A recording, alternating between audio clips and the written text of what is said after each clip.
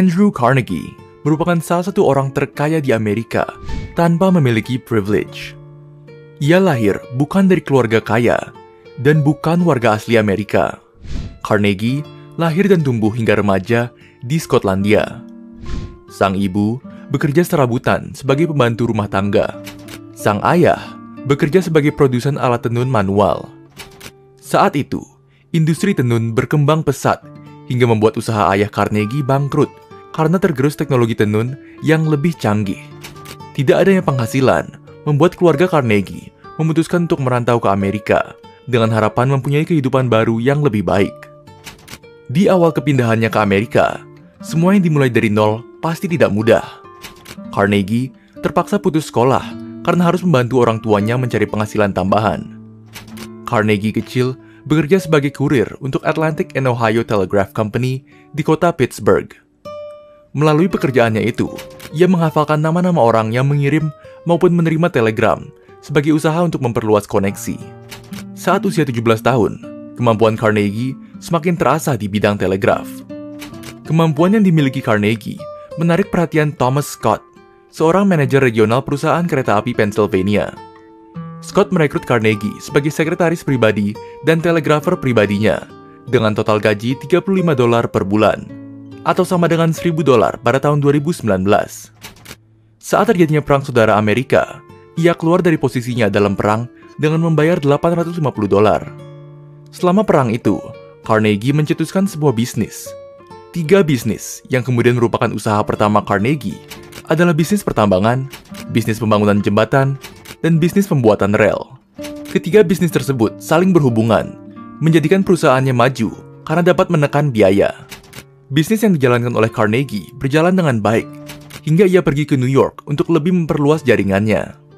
Di New York, alih-alih langsung dapat mengenal koneksi dari pebisnis besar, ia malah mendapatkan banyak kekecewaan.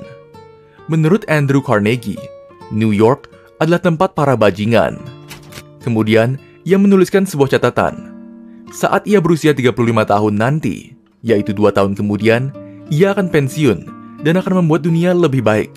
Namun, catatan itu tidak terpenuhi. Pada tahun 1856, Henry Bessemer menemukan penemuan baru yang kemudian diberi nama Bessemer Converter. Ia menemukan penghancur baja berbentuk buah pir. Alat itu memungkinkan untuk membuat gedung pencakar langit pertama di dunia. Carnegie dengan insting bisnisnya bergerak dengan cepat membangun pabrik produksi baja pertama di Amerika.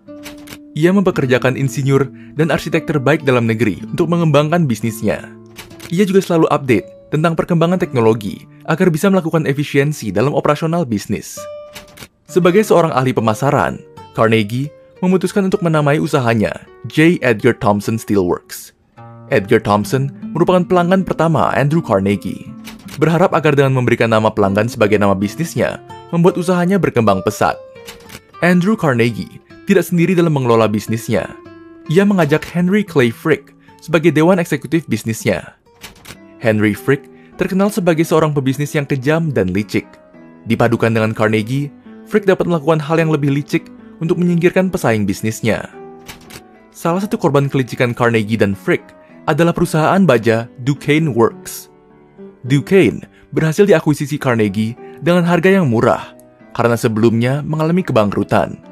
Carnegie dan Frick menyebarkan isu bahwa hasil baja milik Duquesne tidak memenuhi standar, mengakibatkan pelanggannya pada saat itu kabur karena takut akan resiko yang kemungkinan bisa terjadi di depan. Carnegie membuka pabrik baja di Pennsylvania. Ia menginvestasikan jutaan dolar untuk bisnisnya yang bernama Homestead agar dapat menghasilkan baja lebih banyak dari pabrik miliknya yang lain. Namun, ada satu celah yang dapat menjadi masalah di bisnis Carnegie, yaitu biaya pekerja. Carnegie memotong biaya pekerja, tidak sebanding dengan beban kerja yang ia berikan. Akhirnya, citranya sebagai miliarder baja di Amerika memburuk karena isu pegawai. Ia memerintahkan Henry Frick untuk membersihkan segala permasalahan yang terjadi, sementara Carnegie kabur ke Skotlandia, negara asalnya. Pada tahun 1892, ketegangan antara pekerja dan pemilik pabrik meningkat. Di Amerika, orang kaya saat itu semakin bertambah kaya dalam waktu yang tidak lama. Sedangkan pekerja hanya dijadikan alat untuk memperkaya pemilik pabrik, tanpa memperhatikan hak-hak yang perlu mereka dapatkan. Carnegie meminta Frick untuk meningkatkan produksi pabrik dan menghasilkan pendapatan yang lebih. Dengan tangan kejam Frick, ia membuat peraturan untuk meningkatkan jam kerja pekerja dan mengurangi jumlah upah. Frick juga mengurung pekerja yang menolak segala kebijakannya. Pada tahun 1898, tingkat kematian pekerja di pabrik mencapai 9%. Frick akhirnya mencari pekerja imigran yang dikenal dengan biayanya yang lebih murah. Masuknya pekerja imigran ini dikawal oleh pasukan Pinkerton berjumlah 300 tentara. Di dalam pabrik Homestead, setelah masuknya pekerja imigran, terjadi pertempuran antara pekerja dan pasukan Pinkerton. Peristiwa tersebut menimbulkan korban jiwa dan banyak korban luka. Namun, Gubernur Pennsylvania menambahkan 800 pasukan tambahan untuk membendung protes pekerja. Homestead pun diperbolehkan beroperasi kembali, dan para pekerja kembali bekerja dengan upah yang lebih sedikit dan jam kerja yang bertambah lama. Carnegie lalu dikenal sebagai sosok pebisnis yang munafik. Dalam setiap press release atau pertemuannya, ia akan selalu berkata tentang kesejahteraan karyawan. Namun, berbanding terbalik dengan bagaimana ia memperlakukan karyawannya. Ia juga selalu mengkambing hitamkan Henry Frick atas setiap kejadian yang menimpa karyawan. Ia seolah ingin cuci tangan atas kekacauan yang terjadi di internal pabriknya.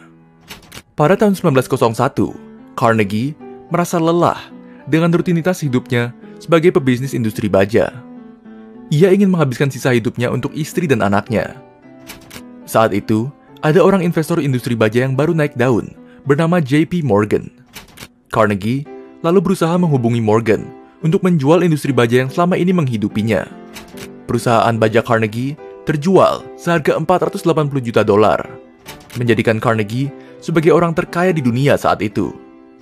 Setelah bisnisnya terjual, kehidupan Carnegie sudah melepas sepenuhnya kenangan naik turun dalam berbisnis. Ia memfokuskan diri untuk merubah dunia menjadi lebih baik. Carnegie, yang notabene-nya adalah anak putus sekolah, menyumbangkan uangnya untuk 2.500 perpustakaan di seluruh dunia. Carnegie juga membangun gedung bernama Carnegie Hall di kota New York pada 1891.